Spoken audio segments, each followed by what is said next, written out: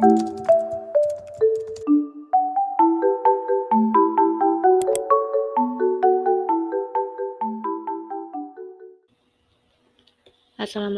warahmatullahi wabarakatuh. Halo anak-anak, kembali lagi bersama saya Siska Anggun Agustina dari kelas PGMI 3D. Kali ini kita akan membahas materi yang berbeda, yaitu tentang evaluasi kurikulum. Selamat menyimak materi anak-anak. Oke, langsung saja. Kali ini kita akan membahas mengenai evaluasi kurikulum. Dalam evaluasi kurikulum, akan dibahas mengenai 7 subbab pembahasan. Yang pertama, mengenai hakikat belajar. Yang kedua, konsep pembelajaran. Yang ketiga, landasan filsafat, landasan psikologi, dan landasan sosiologis. Yang keempat, persiapan. Yang kelima, penyampaian. Yang keenam, latihan. Dan yang terakhir atau yang ketujuh, penampilan hasil. Langsung saja, yang pertama kita akan membahas mengenai hakikat belajar. Belajar merupakan aktivitas yang sangat terkait dengan proses pencarian ilmu.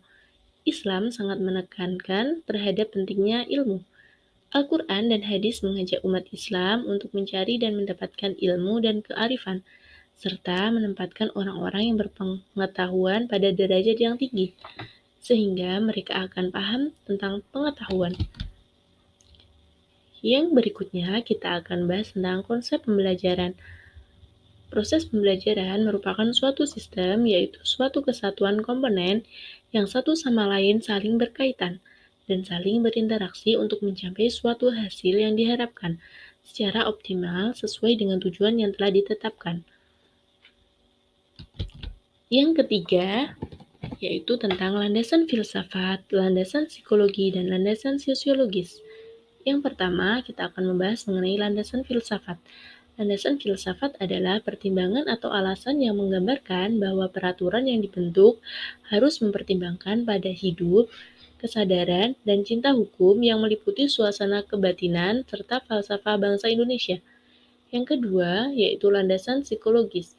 Dapat didefinisikan sebagai suatu landasan yang dijadikan sebagai titik tolak dalam proses pendidikan.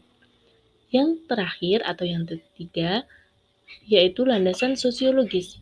Landasan sosiologis merupakan pertimbangan atau alasan yang menggambarkan bahwa peraturan yang dibentuk untuk memenuhi kebutuhan masyarakat dalam berbagai aspek. Yang berikutnya yaitu tahap persiapan. Tahap persiapan atau preparation berkaitan dengan mempersiapkan peserta didik untuk belajar. Jadi, kita sebagai seorang pendidik harus bisa membentuk peserta didik agar mereka semangat dalam belajar.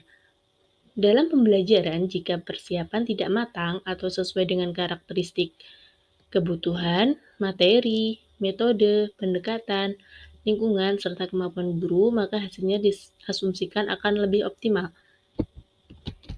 Yang berikutnya yaitu tahap penyampaian. Tahap penyampaian dalam siklus pembelajaran dimaksudkan untuk mempertemukan peserta didik dengan materi belajar. Tahap penyampaian atau preparation dalam pembelajaran bukan hanya sesuatu yang dilakukan fasilitator, melainkan sesuatu yang secara aktif melibatkan peserta didik dalam menciptakan pengetahuan.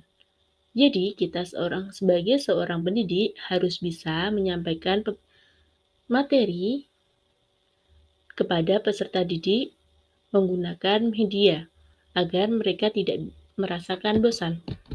Yang berikutnya adalah tahap latihan. Di tahap latihan, dalam siklus pembelajaran sangat berpengaruh terhadap pengalaman belajar karena apa yang dipikirkan, dikatakan, serta dilakukan oleh peserta didik dapat menciptakan pembelajaran yang sesungguhnya. 7 tahap pelatihan adalah membantu peserta didik mengintegrasikan. Yang terakhir adalah penampilan hasil. Tahap penampilan atau performance merupakan tahap terakhir dalam siklus pembelajaran yang mana hasil dari pembelajaran peserta didik akan terungkap dalam tahap ini. Tujuan tahap penampilan adalah membantu peserta didik menerapkan dan memperluas pengetahuan atau keterampilan baru mereka dalam pekerjaan sehingga hasil belajar akan melekat dan penampilan akan meningkat.